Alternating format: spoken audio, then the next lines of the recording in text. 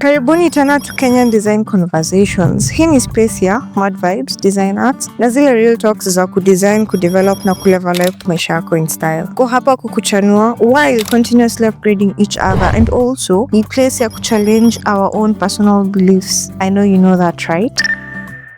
Karibuni sana. Welcome back to Kenyan Design Conversations. Dave amekuwa mbali bana, hajakuja na anafaa kwa ametuletea maziwa. Dave bana, hujaletea maziwa. Anyway, like and subscribe hapo chini. Najua tunaongeleanga vitu zote ziko entail design. Except ngono. Mbona umesema maziwa? Maziwa. Na hiyo si design. Sasa si ukidesign alafu after it ni maziwa inatokea. Maziwa gani? Pesa. Alafu unajua sasa hivi Kasongo amepata watu wa dollars. Na digital tax. Watu wa maju. Dave, umetuletea maziwa. Maziwa inakam. Bado ng'ombe anakula. Ng'ombe anakula. Last episode bana tulikuwa tunaongelea venye kumeka huko nje designers tunamboka bana. Kwa nini imefanya tusiomoke ama ni nini? Nilikuwa nadhania ni mimi peke yangu. Kumbe kila mtu. Sasa nilikuwa na best yangu Dev, developer ananiambia client anakaa na kila kitu. Anakaa na designs already. Na hizo designs ametupa kwa Stitch. Google Stitch imemtengenezea kila kitu. Na akalipia nilipia tu $20. Yes. Na design na form lipe dollars. Design mazee hapo utamgonga kama kichwani kwenda mbele. Yana alipa tu $20. Inamtengeneza kila kitu na anatafuta developer anamwambia bas bro ndio hizi kuna kila kitu na dai developia. So designers jobs za design sahi like sijui unless uko tu smarter ukue like utangulie ku understand AI, ukue ahead of the curve. But imaanisha ati AI itachukua jobs. AI ni kajembe ama tractor vile kama walisema wakulima wewe ulitucheza. Unajua hiyo conversation ningeleta kwa event tulikuwa nao last na huko kama nilikuwa na nini shughuli yenye lazima ningefanya. Naelewa, lakini sasa unaona hiyo conversation ili kupita. Sasa tunapeana nini? Naitwa kuna jina kama tunaenda Zitech. Yes. Kaye. I was to say something like what ni nyonge. Kama kawaida yako. Naweza choma. Kama kawaida yako. Wewe tulisema hapa tuongelee. Hapa tuongelee ngono. This is the only podcast that don't talk about ngono. Anyway, kiongelea hivyo tiki shout out KDK crew. Enye Chantel amekawia sana. Chantel urudi. Tuko na guest leo. Unasemaje man? Niko fiti. Niko poa. Naitwa Brayo. Wow. The man kuna specs. Alafu cha white.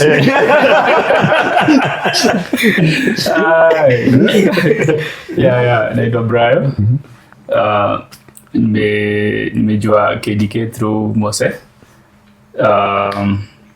So shout out to the creator na put nini together. Yeah, I'm a designer for a very long time. Na actually nilikuwa nataka kuchana in kwa hiyo topic ulikuwa try kuleta. Tunaweza igusia kidogo. Yeah, na ku stay on the edge. I think ni kitu important kwa sababu most of our clients wajui pia Kenya wanataka. No. Because now AI imekam, so everybody's running with it. So client atakwambia hata AI iko. No. Yeye mwenyewe ajui hata anafanya venye nafaa kutumika, kitu anafaa kufanya. Atakuletea vitu hata uwezi implement. Most of the time. Yeah, 100%. Client hawajui kila anadai. Wewe ubaki ukisema ai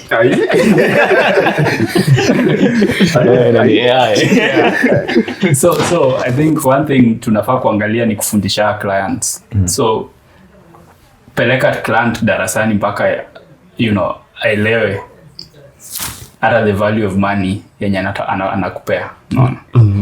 Staying ahead pia ni kitu poa kwa sababu before I get, wewe kama designer wewe ndio utakuwa unamwambia this is what we are using currently na hivi ndio inafanya kazi. So I don't think well inaweza dry. There's water for everyone. No.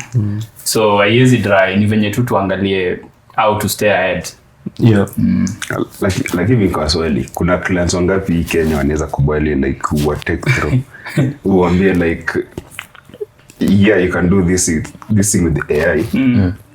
AI will give you like almost what you might want, but it won't give you what you want. Msiwaambie bana, mkiwaambia si mnawafunza next time hata tutafuta. Like there's one thing you wanasema me am a profession, this is what I do. Ni kama wote kesa hizi when on the advanced of structural engineering. Vile inafaa jenge nyumba yako kutumia AI. Does it make sense? You don't have any knowledge about structural engineering. Yeah, AI itakupatia. But when it comes to implementing, you do anything to do with structural engineering. Exactly, yeah. So it's the same as designers. Yeah. As much as clients wanaweza sema AI can do this, but kuna ile knowledge yenye sisi tuko nayo. Yeah. Of which by the end of the day they still need us as designers. As designers. Kuna mi naweza pata post kutoka kwa AI, but nitaanza kuona like there's something is missing. Fundamentals of design. Ni kama last episode nilikuwa nasema ukiangalia stuff posts za AI hizi zimekuwa recent, zinakaa za 1960s. Ukipata mseme tuma prompt sijui kutoka wapi, mwingine from sijui, ukiangalia structure ni the same. But mkiongelea hiyo story, unaona like kuna wasee anakuhire for a month like kama designer. Sasa anaelewa this is a company, this is their designs. Sasa ana feel agent, everything you design anapatia hiyo AI agent. Unaona for a whole month. Wamekulipa pesa yako. Hiyo agent imelan venye design ya kampuni inafaa ikuwe. So imelan plus your art, as in venyewe kama designer, as a professional designer, how you do it. So the next time after a month, so imagine in a month you've given it like 100 designs. Being an agentic AI sasa italan tu.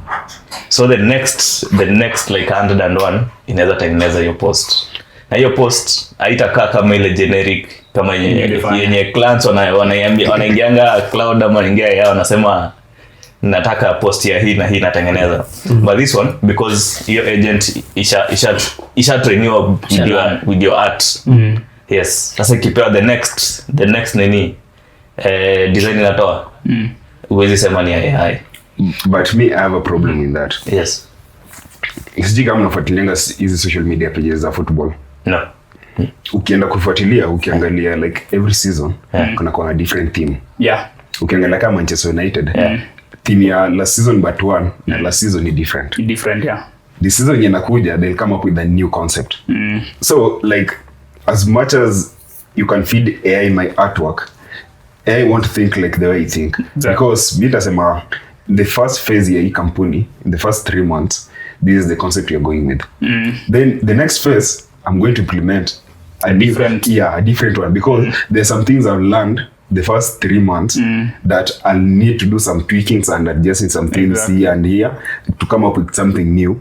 Another theme for the next 3 months to see how it's going to behave in the market. I think I agree. I totally agree on that, kwa sababu creativity ni kama revolution. Ni kitu haikwangi I stick, like it's something that keeps changing. So leo, for example, mimi I'm an artist, my background is in fine arts. So anytime I'm priming a canvas, it's not the same thing I'm gonna paint. Alafu pia nikipaint kitu sahi, in the next 2 to 3 months nitaona kuna makosa nilifanya, na alafu sasa hiyo painting itaanza kunibo. It's either I'll sell it or I'll give it as a gift, because if I keep looking at it hapo kwa wall yangu prime tena nifanye kitu ingine on it. No. So I totally agree on that. Yeah, point ingine ni, and what will drive to our conversation today, story ya agency, is I think saini whoever understands how to use these tools to be able to deliver promptly or within a limited scope, the timeline na budget, we will not stand out within other designers. Because the tools are just tools. They are the same like we've been using Photoshop, Illustrator, but they're now speeding up the process. And that's where, if I drive to our today's conversation, which is building an agency, there are agencies that are even dying because like they are looking for one person who can oversee, where there were maybe a couple of different positions. Kuna designer, kuna quality analyst, na kuna senior ama lead designer ama creative lead. Creative lead sasa na anakuwa hapo in that position of which I can still QA, I can still design using the same tools. And it's a serious thing because mostly I've been looking at a documentary where, especially India, they were one of the countries who are importing more of the work from abroad. Kama wanapata job kutoka kitu kama US.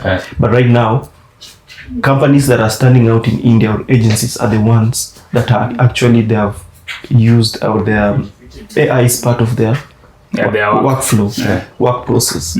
If you're still using the same old method, your process taking time, a lot of people, higher budgets, unakuwa locked out.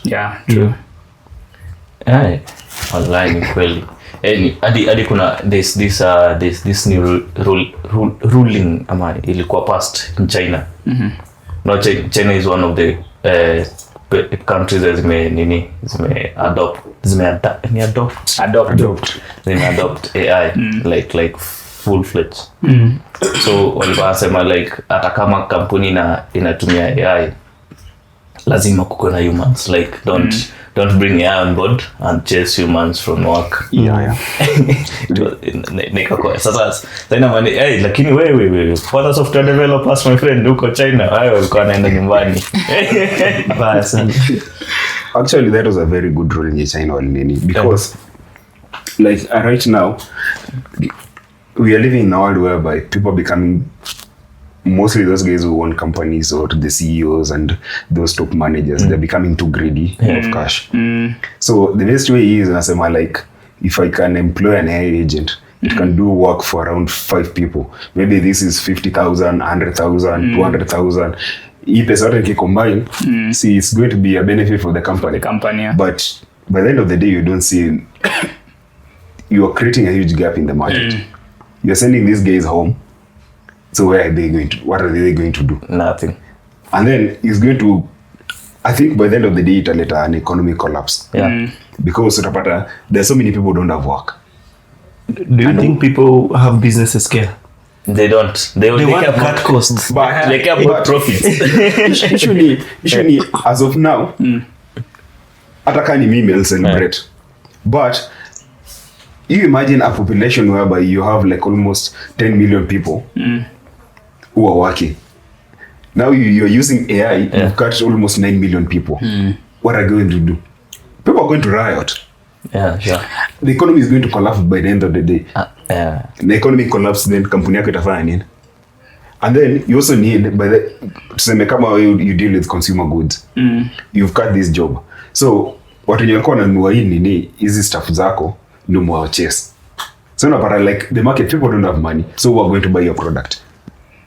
I think hii inanikumbusha about it's like the Great Depression that happened in America in 1986 wakati the stock market ili crash, where now the companies could no longer employ men because men ndio walikuwa na work sana kwa hizo makampuni. Then now it led to now women getting into the workforce. So I feel like AI is just like it's like a big shift. It's like a big shift yenye inaenda kupush hadi the strong agencies and companies that have been there for a long time to bring something new. And there are men who never left the workforce.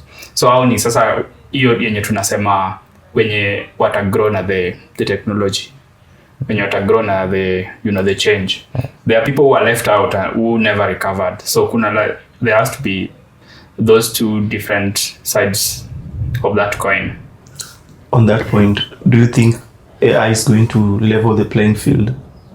Like, is it easy for me to now build an agency?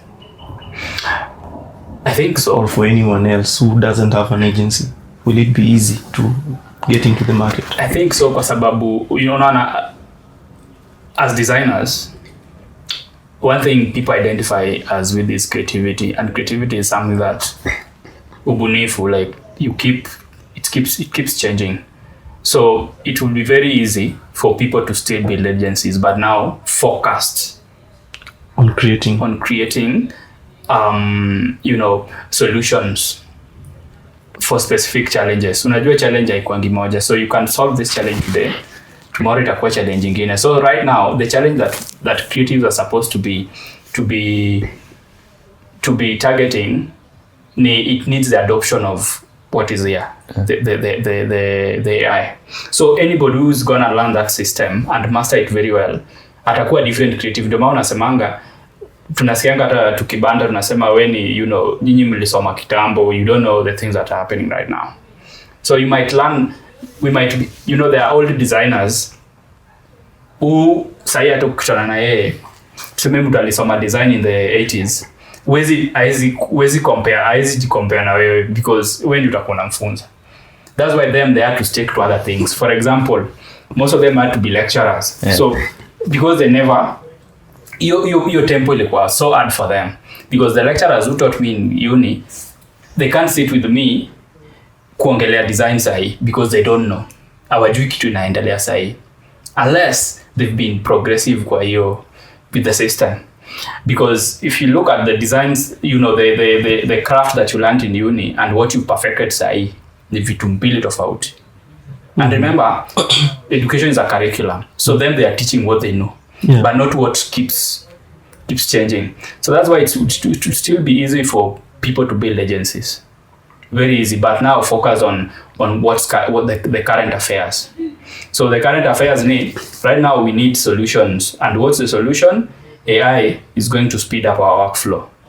Are there designers who can level up and be able to adopt that so that we can, because design is supposed to solve problems. Yeah.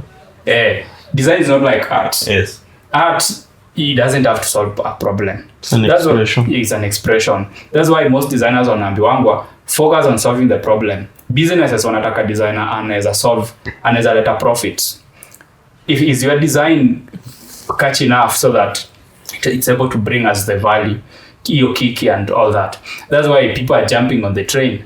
Designers pia inabidi sasa wajikamue, because a client atataka AI generated design. Inabidi wajikamue. Ndio maziwa itoke. So client anakuambia mimi nataka kama ya nani, because ameona design fulani imefanywa na AI. Ata insist because hiyo ndio kiki, because we all thrive on cloud. All the industries thrive on cloud, by the way. Ikweni B2B business, ikweni B2C business, zote zina thrive on cloud. Everything right now, in fact, wakati hii historia ya ilikuwa inaanza, there were billboards zenye zilikuwa za AI, and there were critics. Kulikuwa na critics wanaongelea, wanasema sasa what are these, when you're studying the design elements, principles of design and all that, unapata imefanya kazi ovyo sana. But at that time those companies got clout and they were able to make sales and they were able to cut the nini. People are moving forward with them. People are jumping on the train. Exactly. So kukuwa authentic designer haitakuletea most of the time, sio all the time, saa zingine haitakuletea food on the table. At times you just have to, okay, very well when you're authentic designer, we kazi yako unajua, quality and all that. But now at times, for you to be able to break that, that niche, upate more, you'll still have to play along with some of these things. So agencies still be building. watu watakuwa wanajenga vitu different bado. Kama story ya curriculum. Nikakumbuka tukitoka form 2 tukienda form 3. Watu walikuwa na ajia like I want to do physics. Kufika sema wewe ajiongelewe. So kufika class ya physics tulikuwa around watu, I think ilikuwa around 45-50. Kasoma topic ya kwanza, I think topic ya pili, na hiyo topic ilitolewa kwa syllabus. Ilikuwa form 2. Kutoka form 2 kwenda form 3, so ile time ya kuchagua ni subjects. So lesson ya kwanza, ya pili, I think tulifika topic 2, story ya projectile. So ya projectile ilitolewa kwa syllabus, but kitabu yetu tulikuwa nayo bado ilikuwa nayo. We were not supposed to read it because ingesetiwa kwa exam. So for the teacher to make sure that people who are going to do physics are going to be serious people, akafunza projectile. Wewe alikuwa mauru kuza watu. So ya kwanza projectile ulikuwa unaingia hivi, unatoka vile uliingia bila content. Ile story ya like ukitaka kushoot, you have to shoot at some certain angle to reach some certain distance. Ukitaka ku reach certain distance, so ilikuwa ni hizo story ya kucalculate. Watu walikuwa watoka hivi. Tulifikanga I think lesson ya 30 projectile alikuwa amebakiwa to 15. Watu wamerudi nini? Watu waliamia wengine sio akaenda history, wengine geography, wengine physics, CRE hizo. It was tough. Si shule yetu ilikuwa either physics ama CRE. Either. Yani ulikuwa mzuri man. 3 sciences ama kama unafanya 2 sciences you have to do CRE. I think yetu ilikuwa hivyo. Because CRE ilikuwa Christian schools. There's a way sponsorship wanapata kutoka huko. So they are forced to teach it. So the religion you have to push it anyway. Juzi nimekuwa na ni founder wa inajiita Systech. Alikuwa anasema Systech. Systech. Systech. CEO. Yes. Systech. Na alikuwa anasema like there are 3 things. Ya kwanza ni academia ni hiyo kusoma yetu tunaendanga tu shule. Alafu kuna education. Education ni the normal thing like right now is here with us. Now you have to have education on how you are supposed to use. Hata sasa hapa tuko place tuko hapa ni education. Exactly. Tuko class. Yes. Alafu kuna hiyo I forgot kizungu ni ngumu nimesahau jina. But ni kama ile. Naona ukilalanga usiku ulikuwa na design kwa kichwa. Ukaona design haingiani, ukalala. Ukaamka asubuhi unaamuka una design. Yes. Subconsciously I think ukilala subconsciously una solve problems. Yes. Sasa kuna hiyo. Sasa hiyo alisema like your part ya when you come up with something without your normal it's like your higher self. There's something that is showing you how to do it. Yes. Yeah. Anasema like that one it's just for a few who have it, not all. For a few. Yes. And mostly depending na wewe mwenyewe. I'll boost that. Inaitwa boosting ama boasting. Like I have it. Kama hiyo nini yako ya by then nimekubebea logo yako ndakuonesha. Hiyo logo imenikula akili like idea was not coming. Anafika kama. Ilikam tu yenyewe tu out of nowhere, hata siku huko nilikuwa tuna vitu zangu. Get it. Na hiyo concept ikakam tu kwa akili na ikaclick. Exactly. Kikimbia saa hiyo kwa mashika sema ndio nispo execute hiki saa hii. What is it? I think I have that as well. I mean I experiencing hiyo hata mimi. Yes. At some point unaingia kwa laptop unaiangalia hivi unachoka. unatulia una scroll simu una scroll, inspirations zinatokanga places mob by the way for creative designers and any other designer because iko kwa environment yako. So sasa kama wewe hiyo yenye ulikuwa unasema when you sleep maybe there are events that are correspondent to whatever you thought about. So ikifika tu kwa hiyo the events that your brain will capture throughout the day nini unaona, then hiyo ndio italeta hiyo solution. Utaangalia within your within your dream or whatever there's something that is going to show you what exactly you're going to do. Unaona? So it's more or less the same. Na iko kwa creative fields zote. Hata notice two artists. One ni local, of which ni Nyashinsky. Nishai watch nini yake. Ni ngumu kupata interview za mtu, but kuna yeye alikuwa anasakaja akisema yeye ni kama vessel. Inspiration wao inakam tu. Alafu yeye ni kama vessel tu ana release. Yeah, like, release tu. Alafu hata Michael Jackson pia niliwatching hiyo the movie imereleasiwa. Yeah. Na pia nika get some few notes about that previous life yake ni alikuwa anaamsha crew yake saa 6 usiku. Anamwambia niko na idea song. Wanamwambia sutulia hadi kesho. Anamwambia hiyo idea imetoka kwa God. Nisipoitoa saa hii atapea Prince. Unajua Prince ndo alikuwa ni kama competitor wake. Atapea Prince ya idea, so we have to do it now. Yeah. Damn. Nina kwanga no shida, like I can go for 3 days with no creativity. Sasa ngine nimekaa hivi kwa mat. Nimekaa tu nimetulia. Mati ya nyumba. Anaangalia PSV. Matatu. Sasa umekaa kama matri. Inasinganya. Ama nganya na kupiga demo unashtuka. Mimi nakaa ile earphones zile nini is cancelling. Idea kanatoka from nowhere. Yeye anatafutanga pen za kutukuicha. Unaichora tu kwa mkono. Then ile place nitafika na joto maliza ta laptop. Natoa ni idea sasa hiyo. Ndio nakoga shida naweza kama kuna idea. Then kasema si nikifika kijana nikumbuka. Ikifika kijana nishaisahau. And that's one thing that separate with AI. It's something that I think sometimes is outside, away from us. Nika idea tu inatoka mahali, it comes to you. Nakwambia ndio hii. And we implement. Implement sasa. Inaongea na wewe. Yeah, I think designers are very unique people.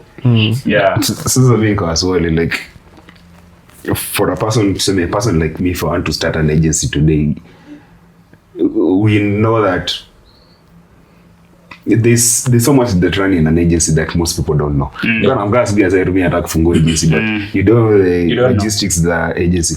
So how can one maneuver into such a world?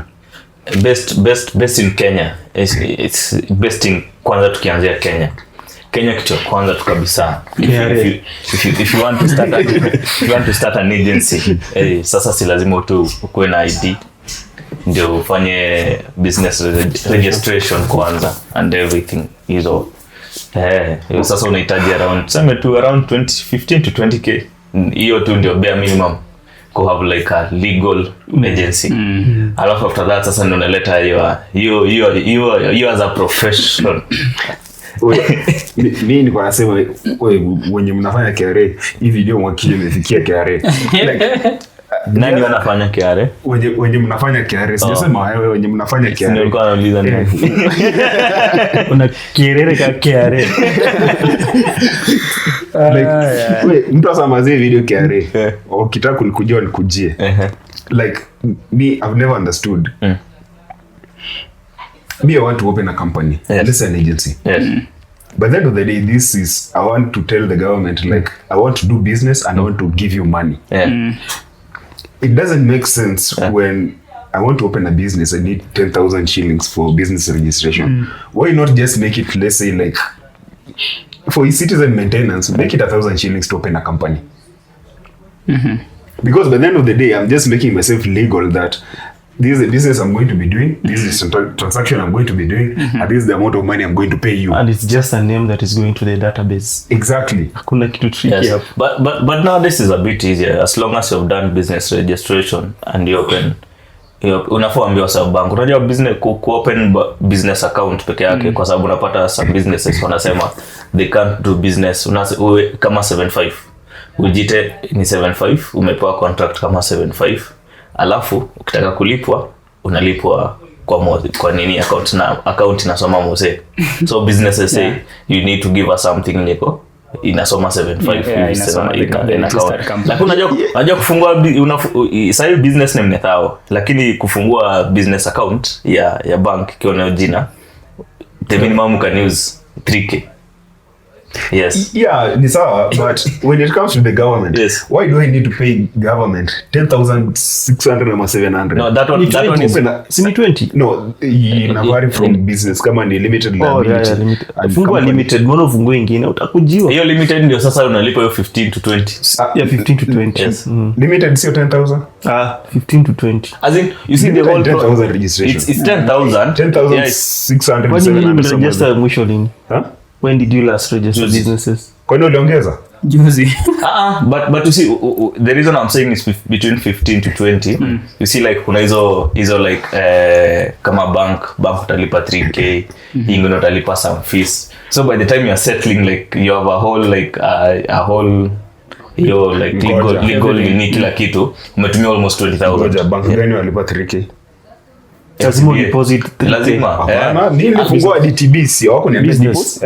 business. Ulienda na certificate ya business. They have, yeah. Ako kuna wanakulipishanga for Na unalipa name tax, search. hebu sema. Unalipishanga for name search hadi. Name search hiyo ni muhimu. Yeah. Sina kwanga 3K. The last time nilikuwa na nini, nilikuwa na open nilikuwa nimeanza process ya ku nini, ku open limited, I think is it limited liability. For that 10,600 and something, it was included plus na name search because unapatiananga I think around 5 names. Inakwanga around 5 names, then from there unapatiananga main, then alternatives. Just in case kama main ishachukuliwa, they can pick from the rest and tell you like you can use this one. Hawakuniambia like I need 1,000 because that 1050 mimi najua inakwanga ni ya sole proprietor. That is like you want to do business legally. So it's not And you don't need to open a limited liability. sole proprietor tunanunua tu business name. So hiyo unahitaji tu around ni 1050. Yeah, but when it comes to nini, limited liability or a company, Yes. that 10,000 or I think Leona it's G.org ama sijui gani, inakuwa around 25 Gs. Yeah. So that one is usually included in a name search. I think just you need to the gist of it, because that one can always be solved by the legal lawyers ni Yes. I think the most interesting part of conversation ni the value of business you are building. Yes. As an agency now. For example, Mimi, we are looking at a forward-thinking agency yenye iko focused kwa the current affairs, the tech. Unaona? You look at the problem na unajua solution ni gani. For example, what Uber, Bolt, did, they realized that watu wanahitaji kuenda places, but you can't set up one company in Africa yenye kila mtu yenye ina manage the nini, the cars, hizo magari, unakuja una report kwa Uber, unaacha gari hapo nini. So they realized that wanaweza create a platform wenye mtu ana sign up nini, then they are paid based on the trips. Yeah. Unaenda home na do yako, Uber ina maintain platform, ina maintain business. Yeah. That's the same solution yenye hata si tunafaa kwa tunaangalia within the agency. I realized that wasanii, designers and artists, venye tulikuwa tunaongea before, most of them are introverts. Wanapenda space yao nini. And most of them like working on consultancy basis. So you could create a platform yenye every time you have work, unajua the designers that you work with, they're in a system, unajua madevs, the designers, not the traditional agency where you have to go carrying a laptop to the office. Yeah. No, because we are moving out of office side. So all these business registration setups is still the corporate mindset. No, of course you have to structure your business in a way that this is how my business looks like. But now, moving forward, we are looking at a business yenye it doesn't si lazima ikuwe na a physical okay, you could have an office, but si lazima ikuwe na physical presence. It's an agency. Yes. People are working. People are making money. You're let's say you're part of my agency. You're making your money, I'm making my money. Yeah. It's like brokering or something. But that's your layman yes. terms, but that's the forward thinking type of agency that Kenyans are supposed to be looking into, and most creatives are supposed to be looking into. Stay tuned. We'll be right back. Welcome to Halik Garden Gala, which is located in Nairobi along Wayaki Way, next to Nairobi School, just before the ABC roundabout, where all your plants and garden accessory needs are met. We specialize in landscaping, indoor, outdoor, and ornamental plants, fruit trees, metallic flower baskets, fiber, clay, and plastic pots, garden ornaments and accessories like wind chimes, garden arcs, benches, bird baths, you name it. Just to add that unique artistic charm to your garden. So whether you're starting a home garden, running your office, or even doing it as a hobby, we've got the perfect plant for you to help turn your space into a green haven. We do deliveries countrywide. Visit us today. Let's grow something beautiful.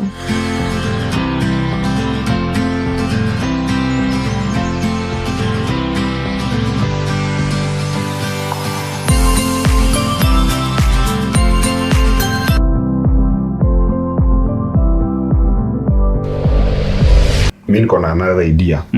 Wewe msida hii idea. Ni yako.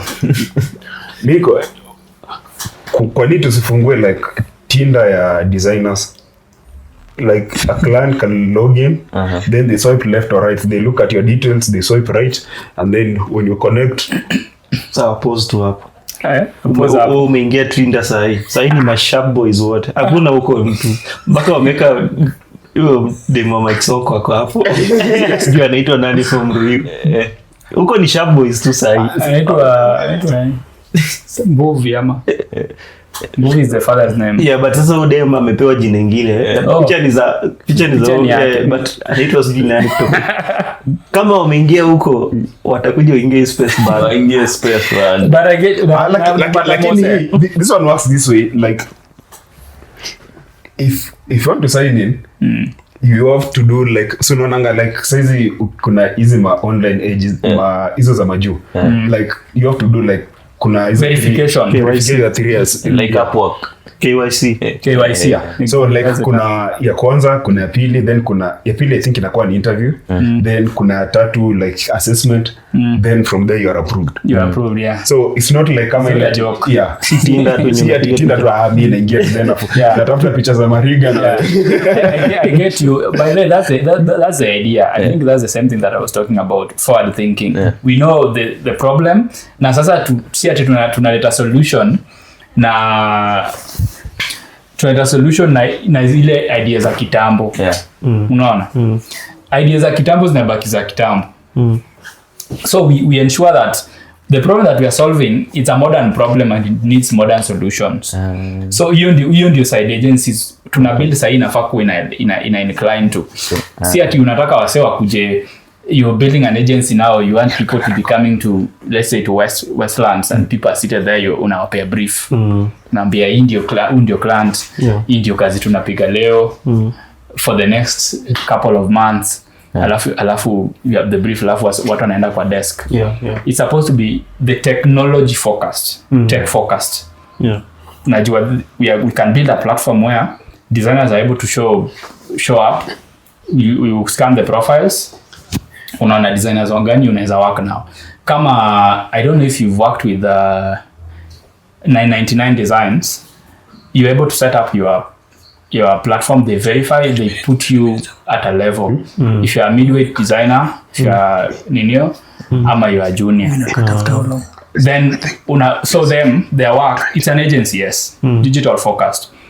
Kazi, it's in form of contests. So client analeta job, then job ikishaletwa, people compete for the best creative. So you going to submit your work. Yeah. Client atachagua the best. So content ziko mob. So huwezi kosa. So designer na make do, the ninio pia na design pia na make do, and it's an agency. They don't have to set up somewhere. My guess. Yeah. That was my. Oh yeah. I think it's the same things you guys are talking about, but sasa yake iko more into like, I mean, and I take a step further where now you swipe left, swipe right. When a client, you know where you can start dating. It's called Tinder. Ukiona sura ya mwase mjue ni yeye.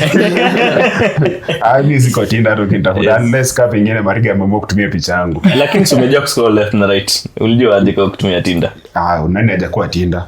Mimi sijai kwa Tinder. Kwa shida zako. You need to explore these things. You need to explore these things, bwana. Yes.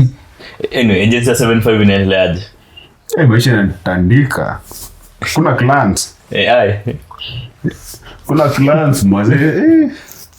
By the actually they had like logistics agency. They usually sound easy. Like you can wake up in the morning na mtu aseme nataka kufungua agency.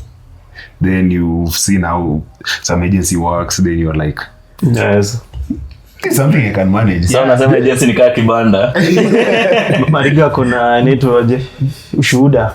Nakumbuka ukinivisit Current. Nakumbuka I was trying to set up agency huko. Yes. But unfortunately it flopped. So I think before it's something I'm experiencing and I'm going through before you start an agency, like you need to have I was watching a clip and Elon Musk alikuwa anasema like if you want to start and run a business, you need to create a working prototype. Like you create a prototype, then you visualize the prototype. If the prototype works, or from the prototype you can see like hapa kuna issue, then you start fixing. Then from there when you come with the final prototype, the one that can go to the market, then I think that's where you'll have something that can work in the market. But for us, that's actually what separates us and those guys who are just crazy billionaires. But I'm a politician in ways here in Kenya. These are just they're not businessmen. They're just men who steal from us. They're making our life to be harder. Yeah. They're busy men. They're not businessmen. Yeah, exactly. Unakuanga poet. Unakuanga poet. So sisi shida yetu tunakuanga nayo like what separate us with the likes ya kina Bezos, ya kina Dangote, ya kina Elon Musk, ni like for them they visualize something, then they come up with concept, then by the end of the day they have the final prototype, then wanaingia kwa market. They don't just wake up one day and say like twende ule msee alifanya ile stuff ni inawaka. Si hata mimi nijaribu na ile work. Alafu hii notion ya Kenya, sorry kidogo, hiyo notion ya Kenya kila mtu ana clients wake. Yeah, exactly. That's a very stupid. Wanasema kila mtu ana clients wake. They'll come up with a better prototype itaserve kila msee na binda steal your client. I think on top of that naweza ongezea another challenge yenye inaweza kuwa third world countries like us is systems na capacity. Unajua everybody has ideas. Hadi ukiendelea hata si hivyo, if you go back one step behind, kitu nafanyanga tuko hapo ni education system yetu. Yes, as kama umepitia 844 na sasa ndio CBC imeanza, maybe CBC inaweza badilisha 844 automatically wanawaka. So huwezi kuwa busy man or a businessman. Ukijoin form 1, mwalimu alikuwa anauliza what do you want to be? Yes. Well, I have a whole list kwa hiyo zenye nimekuwa. Kuna mali nilikuwa naandika. Okay, I went through a sponsorship program where every year you want to write what you want to be. Nikiangalia hiyo list from 2005 to 2006 to 2007 evo all the way mpaka around 2013. Najua kitu nilikuwa nataka kuwa. Mimi najua. Niweza sema ulikuwa unataka kuwa daktari. Ikakataa ukitafuta mwachofo.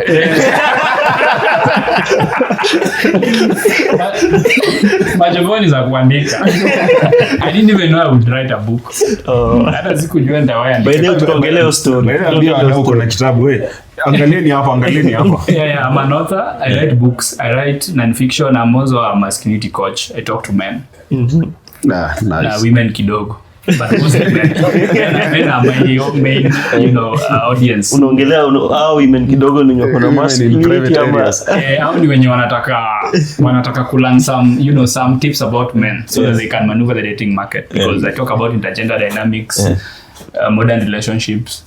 Yeah. So you ni on the side. I'll come to talk to you.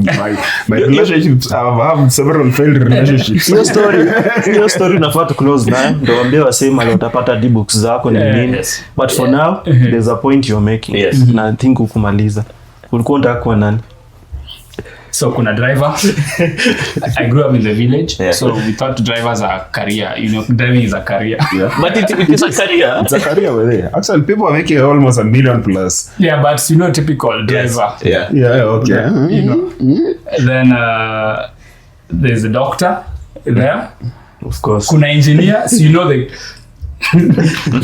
the system. Mariga ni Wenye tumezaliwa na tukarezi ushago. In one of your part of your life, lazima tulisema mahali unataka kuwa engineer. Si wazazi watakuambia kuwa engineer because they wanataka kufanya, wanaona ni kitu inaleta dola. Alafu ujuangi ni broad. Unataka kuwa engineer mgani? Ujuangi ni broad.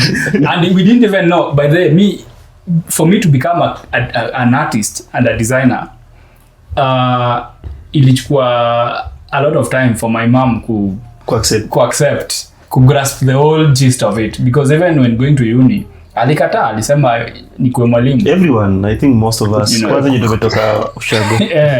Kwanza I insist, my first calligraphy book I did it in high school. Aliwasha nao moto. So alikuwa na ban into the blessing. So una mali sahi huko. I wrote letters, typography. That's when I mastered typography. I didn't know I would implement it. Nisikujua ni vitu nitakuwa naangalia kama the nice poster. Kwa tunajibamba. Nimeandika fit, you do the calligraphy, different text nini, unatengeneza, unachora, unaeka line, unatumia the stencil and all that. Akasema hizi nini umefanya? And for artists we also used to be cheeky, so we'll draw female parts, tunachora the male parts, uko nyuma kitabu, so hizo alikuwa akiona na choma. Kumbe kila mtu alikuwa anafanya hivyo. Ama kama model demo kwa class unaweza mchora mbaya. Ni career yangu. Me actually nani alikuwa soma the standard, ilikuwa kujana cartoon ito ya babu. Najua. Yo. Yeah. Ile iko na yoko. Yeah. Mimi I think ilikuwa ni every day. Ilikuwa mzee akinunua gazeti. I used to redraw like the entire thing. Yeah, I used to redraw. Kafika mahali kare yangu mzazi akasema kwa ni hii mtoto. Si nataka ukue mtu wa heshima kwa market. Uko na vaa tai, uko na vaa. Vitu gani hapo? That's how. But I used to draw when I was young. Then I read typography whatever, like I used to draw like even though like kafika mahali unajua like you're gonna what you gonna be. Unajua folks are not like the white guys. The white guys wataona you know how to draw. Then ataanza ama if you have that uncle mwenye alipitia anajua the system already, anajua what's gonna be marketable. Shida ni huyo uncle ataanza kusema wewe ndo unaharibu mtoto. I've been in that scenario like there's hata si uncle is my cousin. My big alikuwa mkubwa hiyo time. Yeye ndiye alikuwa ananimenta, pia alikuwa artist but alikuwa shajua vitu mob stories za graphic design. At that time it was a thing. Huko nyuma kiniambia when you grow up nini unataka kuja ufanye. Actually it's the guy who mentored me, it's the guy who hosted me here in Nairobi when I came, it's the guy who has built me to where I am today. But alikuanga ananifuatilia hiyo story. But parents they're like unaharibu watoto. The negative. Alafu sasa kama ni kwa ndogo ataachana na wewe, alafu sasa ungekuwa hapa, unaona. True. So on my side, it was my bro. Okay, the good thing was my bro alikuwa shaenda uni. Alafu sasa mimi namfuata. So the same, I wanted to be like what he is. He's a dev. He's done a lot of physics. He's a is a data and systems analyst at Strathmore University. So alikuwa anajua hizo mambo nini, is a mathematician. So hata mimi, you know, being the eldest brother, nilikuwa namuona kama I was looking up to him. So wakati alimaliza uni, ilipata kama mimi ndio naingia, you get. So it was very easy for him to tell me what I'm gonna do.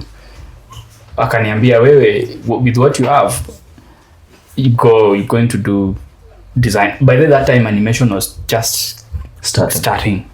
So alikuwa nataka nifanye animations. So I started with that, nini design.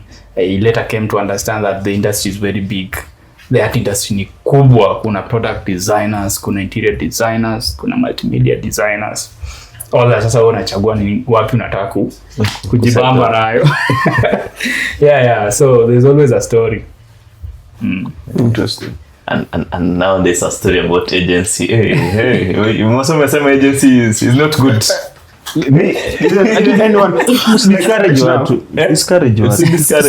Discourage watu. What I just saying is like, you see, for us we usually see the result and you don't see the journey. You don't see the journey. If you see the result, always try to imagine how the journey is, because the journey is not as straight as everyone thinks it is. Agency is wide. It has a lot of things you need to, because there is the most important thing of which some of us usually lack is usually emotional intelligence. That is the first thing. Yeah, because you are going to deal with different kind of idiots out there in the market. Those guys who you will do work, wataenda meeting na pesa yako. Kuna watu wengine utafanya kazi wakwambia like your work looks shit. Kuna wengine watakuja like, I need to work with you. There are those good guys, there are those bad guys. So like the market is wide. Then you also need to understand like, then kuna some other logistics when it comes to taxes. You need to know to deal with the taxes. That is the biggest headache that usually gives everyone. And that is one of the things like I usually blame 844 and system. I don't know kama the new curriculum wame introduce the one CBC or whatever the name is called. Unajua because hayo hajui hata kufanya hesabu. They don't know how to do math? Yeah, there was a study that was done. The kids, you know, age ulikuwa unajua kubalance hesabu. Yes. Kids at that age hawezi solve simple mathematical problems. So it's in CBC. I think that's scary. I think me personally, Kenya huwa nafikiria ni uko unapenda hesabu. The government intentionally made sure that we don't learn taxes into details as possible. That was, I'm 100% sure if they want to come for me, they can come for me. But I think the government usually creates, because there's no way like you are mentoring me to become like someone in the market, open a business and run a business. But you've not ensured that I know how to file my taxes. I know how to deal with it. When my company is running, which kind of taxes am I supposed to pay? Or which kind of section of taxes am I supposed to be on TOT, VAT, or whatever other withholding? The government does not tell, because isn't it enough to go to some high school? Or they make it compulsory college. Ulifanya business. Nilifanya business, but business learns history ya ledger, balance sheet, tukalan story ya like how the market behaves when it comes to market pricing, when ndio utapata kuna bargaining and whatever. So when it comes to between a shop and supermarket. Exactly. Bana nani ajui hiyo? Supermarket. Another kuambiwa difference why the small retailers are surviving near the bigger supermarkets. You're not telling me the fundamental things like me nikiingia hapo hivi nifungue supermarket. What am I dealing with? But it's very simple. It's very simple. 844, you are learning to be a worker. You are not learning to be a worker. You are learning. So that's why you need to know when you get your money, you are supposed to go either to the shop or the supermarket. Not you are supposed to own a supermarket. I have a question. Like how many people graduate from high school every year? It's close to 1 million. Yes. Every year. So you're expecting 1 million people to be coming to the market. They don't know how to run business. Workforce. And by the end of the day, mimi nimekuja kwa market, I don't know how to run a business. So I'll become a worker. These a million people are becoming worker. So when this business owners die, who are going to run businesses? So it's going to run the business. They leave it for the family now. Samina. Yes. The family also came from that system of 844. They don't know how to run business. No. Let me. No, you see, you find like look at the bigger, like the big families who have like good properties. Wanapatanga most of the time either watoto wao wameenda international school ama wamesomea outside the country, and then you find like kind of they teach them how to run the business. But how many? Very few. Because I've seen like the likes here, which kind of Naivas was run by family, right? Yes. So what happened when the mzee died? The business. The business died. So many companies in Kenya here. They actually sold part of it. Hata wamekuwa na case. Yeah. I don't know if they solved it. They set up two companies. Uko nini? Uko I don't know, uko Cayman Island uko. Then after registering the two, according to paperwork, Naivas is being owned by the two. Is a product of the two companies that were registered. Naivas or Tuskys? Naivas. So when they were selling, they wanted to sell it to somebody. KRA kawakujia because there's a tax that you're supposed to be paying when you're selling your business ama you're dissolving, I don't know, when you're going to make profits, and nafaa cut off from profits. So when they sold it, they realized that capital gain tax somewhere. So wakasema they wanted to evade. So wakasema the company that was sold was not Naivas. Is it Naivas or Tuskys? It's Naivas. See history ya juzi tu. Yeah, it's Naivas. Yeah. Was not sold. Yeah. The company that was sold is the company that owns Naivas. You see? Yeah. So there were procedures that when you walifaa kufuata na kufuata, so they had to pay that tax. I don't know if they've settled it. Yeah. Naivas. Yeah, ilikuwa story ya Naivas. So like I think this if the government will ever listen, like they need, because 90% of the guys who are coming to the market or who are already in the market, they don't know which kind of taxes they're supposed to pay. Yeah, obviously. That's unapata almost close to 2 to 3 million people filing nil returns. It's not because they're not earning. People are earning, but like, what am I going to pay? Yet I don't know which kind of tax I'm supposed to pay. But even if you're talking about that, look at it this way. Let me, like, ulienda shule ya design. Yeah. Chenye ulifunza kwa shule ya design na chenye umepata kwa real work. Kwa field. Do they relate? Not that much. Yes, exactly. Like it happens as in your system kwanza education iko broken in such a way. Kama mimi kampuni ilifunzwa DB, database, nakumbuka my friend nifunza database, lakini kuja kwa ground tofauti. Kume lecturer hajai deal na system iko na database. Yasa yanasomanga kitabu. Sasa sometimes hiyo nini ni kwa kweli ile wanasemanga those who can't teach. Yes. Those who can't teach.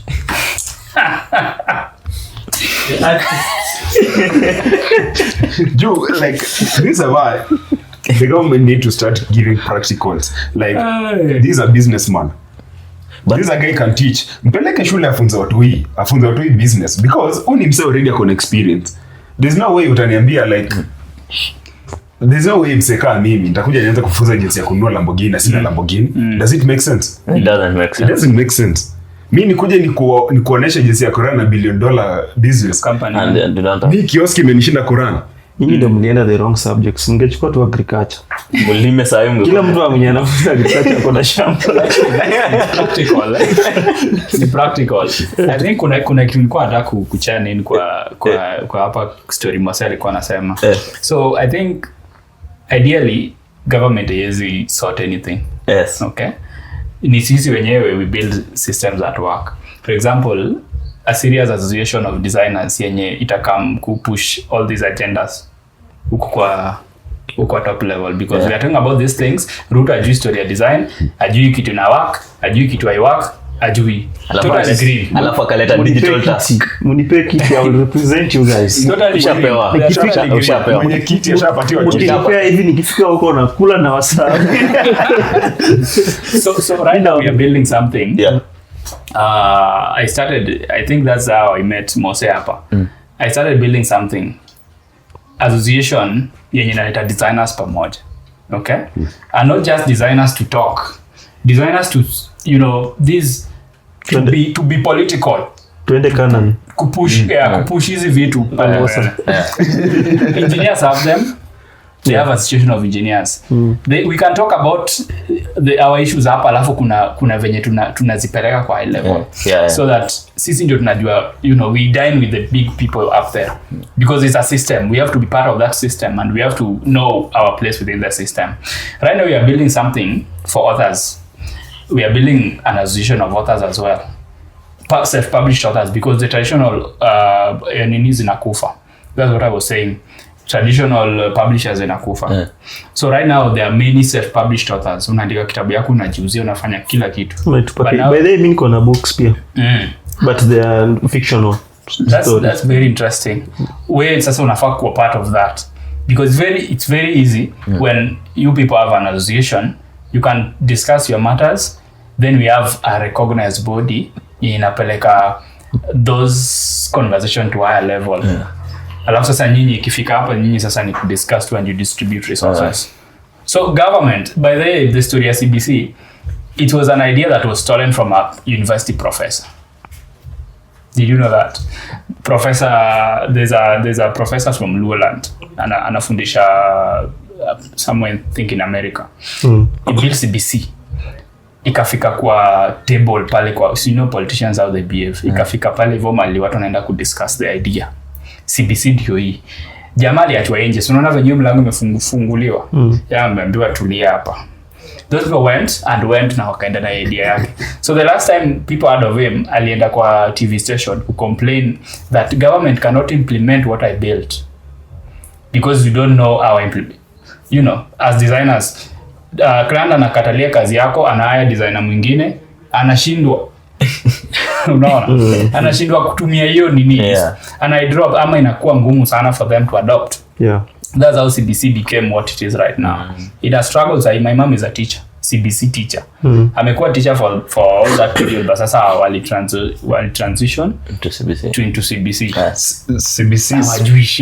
CBC is more technical, so the all the guys when you call for it for I think they cannot implement CBC. They cannot implement CBC. So you'll always have a gap in the market. You'll always be raising stupid kids who are going to school. Sorry to say this, but if a parent you can't make an effort of when a kid comes home and make an effort of teaching that kid. I think the last time Simina ngoja kukuja. Ndio amesema ni family man. The last time I was having this conversation with my mom. Yes. Alikuwa ananiuliza because they have art and education kwa hiyo system. My mom has never been an artist. Nilikuwa naambia my mom alikuwa anakataa nisikuwa. Alikuwa anakutandika kacho. Nisifanya mom. Na kuona. So mimi nilikuwa namwambia right now education has moved.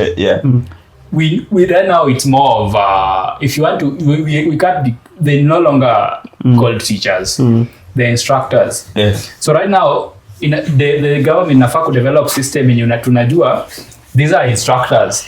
We are not called teachers. So if you have skills in playing guitar, I don't know TSC or any other body hata avuje TSC watengeneza ingine sasa.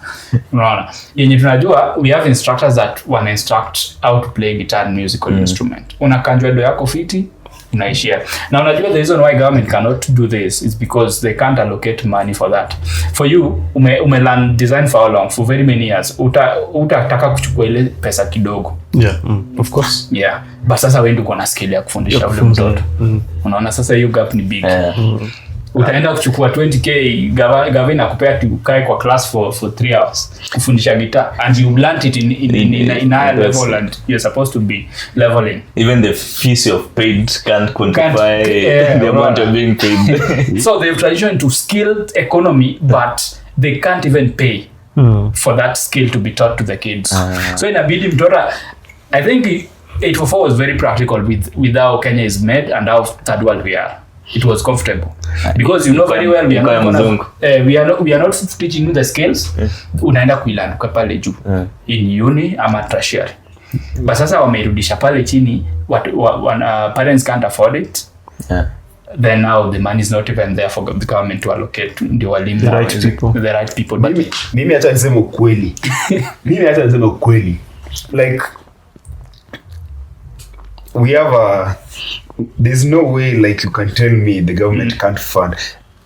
Kenyan government can fund CBC 100%. From Northeastern to Turkana to Nyanza to Mombasa, it can fund 100%. There's no way you can be paying almost $1 trillion on recurrent expenditure. It doesn't make sense. You can't be paying salary of $1 trillion shillings.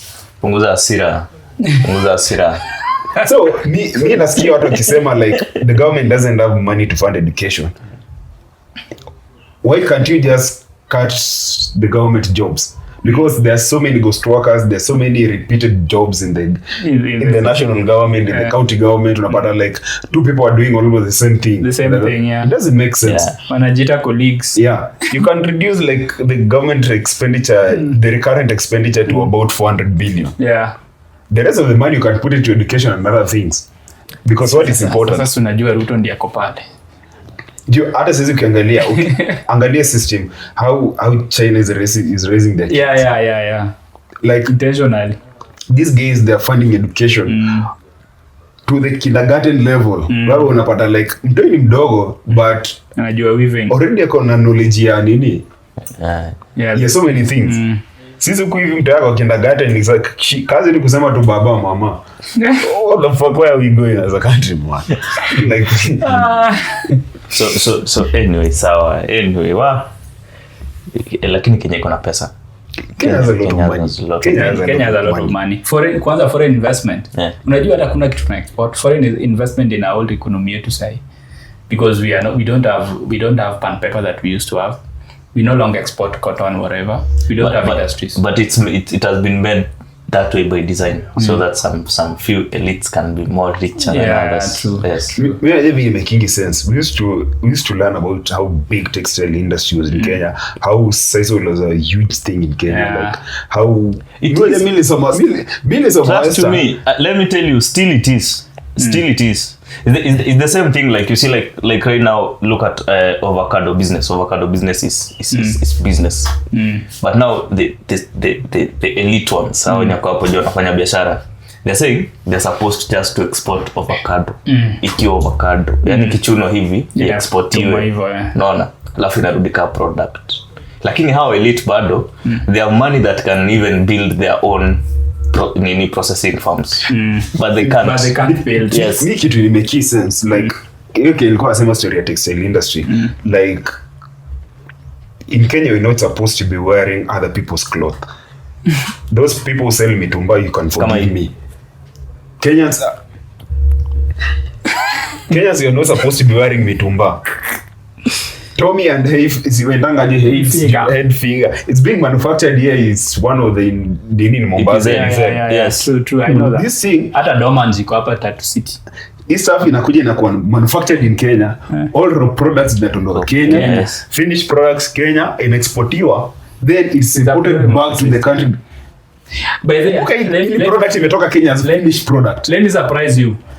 Do you know that our very able president's daughter alikuwa nauza the blood, exporting blood, the donations that happened recently, hiyo blood donation, there's a very big scandal. The blood ilikuwa inauzwa damu ya Yesu. Yeah, close to 20 million per kilogram. Hebu turudi kwa ngoso, mnasema wadi inatoka ikiwa Tommy Ongwengwa, alafu ikiwa inakuwa Tommy Hilfiger. By the way, like Kenyans, we're not supposed to be wearing second-hand clothes. Kenya has a very huge textile. If it can be revived into a functioning thing, like everyone will be wearing new clothes. Sasa we kama packaging designer, how hard is it, because everything you're importing? Issue ni like unapata these guys, they kill pan paper intentionally. They killed Mumias sugar intentionally. They killed textile industry intentionally. Rivertex says inakuwa auctioned na your favorite president. Why? Rivertex can be a very huge thing in Kenya. If well funded and if well pushed and well funded. Pengine mtu alikauka. Rivertex unye kwa ni import manguo zake kwani ziko zinaudi wapi hizo ile time tukianza kumuita wa mashati kwani hizo shati zilikuwa hizo mashati kali zilikuwa zinatoka wapi kama hivi zilikuwa zinatoka Rivertex. That's we're not supposed to be wearing we tuambie hizo zile za normal presidential shirts huwa zinashine yangu ishine technically by default Kenya hatufai kuwa tunavaa hatufai kuwa unaenda sijui Turkana ama sijui unaenda Mandera unapata watu wana clothes. Hiyo mtumba is a very old industry. Nick anasema like if all can make sense if we all sit down and something can make sense by default we are not supposed to be importing paper easy papers are tunafanya we are not supposed to be importing paper we are not supposed to be importing clothes second hand clothes not new second hand clothes we are not Equally, but you see, it's the system. It's hard to get out of that system because you find they are kind of building the system to suit them. Yes. Actually, it's easy. It's just the youth get into the nini. Mariga. Yes. The youth get into the parliament and implement some few laws and then yeah. Anyway, kwanza leo nimesema lazima tu come up na association. Tuende tuambie bunge unamnichague. Yes. Mimi ndo present side kidogo lakini ikifika huko mnione time utakuwa unatembea na kitambi kwa hivi designers who are those kulikuwa na hiyo content creators walienda huko sijui na walienda president hadi majuu creators kuna kuanga na hiyo association akina Butita bana ile nyolienda kuona Tyler Perry Tyler Perry akamwambia mimi niko busy sasa hizi hebu fikeni huko hivyo watchman wangu atasaidia. But you see for them you see the industry is kind of thriving because they came together. They know hata gava Ruto alisema though ana campaign naye alisema amecut taxes zao nini content creators sasa wanasikia vizuri they are making money. But sasa designers who know us as as designers hakuna. Sure. Yeah, it's a good challenge. I think it's a good challenge. Na kufungua agency Kenya si rahisi lakini ni hali lazima tu thrive. If and then another thing we need to talk about when coming up with the agencies is working with other designers. When you have created an agency umeleta watu tutaongea part 2 utarudi yes hiyo hawa sio kufanya kazi sasa unajua pia kuna hiyo wanafanyanga pia agency inaanguka apart from the system wanafanya agencies mingi na hiyo agency kwa agency yako hapa kwa sasa ni agent any AI agent anyway it has been a good conversation manze bado inaendelea lakini anyway we are sorry to go political kidogo some things we have to air them out we know it affects everyone of course na kuna mwenyekiti ni kitambi tu ana lakini amesema mkimpatia hiyo kazi kitambi inakuja na nawasahau hata una represent na watu huko ni kwa kama ule jamaa wa yes kwa nauliza who are those nayo shenzi kabisa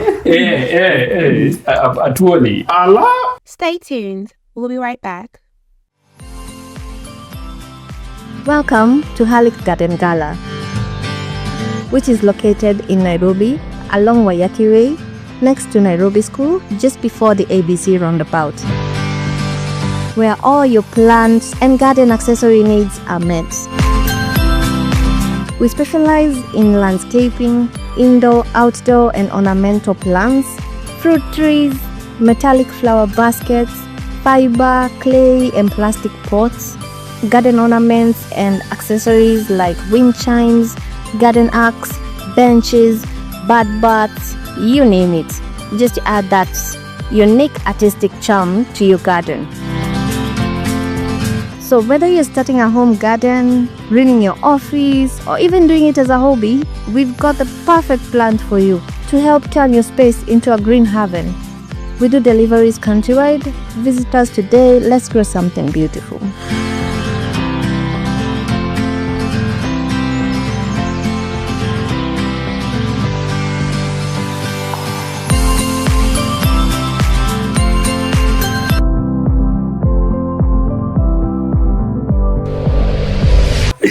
Anyway, karibu sana. Yeah, asante. Ambia wasee mali wanaweza pata books zako, like how do they find you? So my books ziko pale Nuria Bookstore na place inaitwa Kibanga Bookstore na Amazon. I have 2 titles. I'm doing my 3rd book, itatoka by the end of June. Na hiyo pia nyingine kali sana. Mwachike. Nyingine kali sana. So if you are a fan of intellectual conversations around men, relationships, intersexual dynamics, and all these modern ideologies, isn't you know, that's where you'll find everything. Yeah. Awesome. Machaji na manyonye zimesikia? Amesema tu charges. Manyonye za wako hapo. Kuna events back to back, by the way. Conversations kuna event back to back kama hii mwezi on 30th tunaenda Zitec. Tuko na campus drive. You can join us. Okay. Yes, anyone is welcome for the campus drive. It's on 30th. Chonja. Yes, and we have another event itakuwa ina happen thanks to Zindua School. Tutakuwa na events hapo West. Inaitwa Paka Plaza. Parklands Plaza. Paka Plaza. Hiyo. Yes, Parklands Plaza. Yes, mtakam angalia socials zetu. Tutapata tu hizo like feedback itakuwa na come when the events are happening. But the main event ni hiyo. Zitec. Yes. Si October. Na October ni flagship. October ndio October you're invited. October we have the creative convo event. Nice. We are calling everyone to come and speak. Na hii conversation tunakuwa nayo sana na tupeleke kwa ground. Kuna mic. Napenda mic. Ile inakonga na yes. Kuna refu hivi. Yes. Kana na hii. Unataka yenye inachajiwa ama inakonektiwa like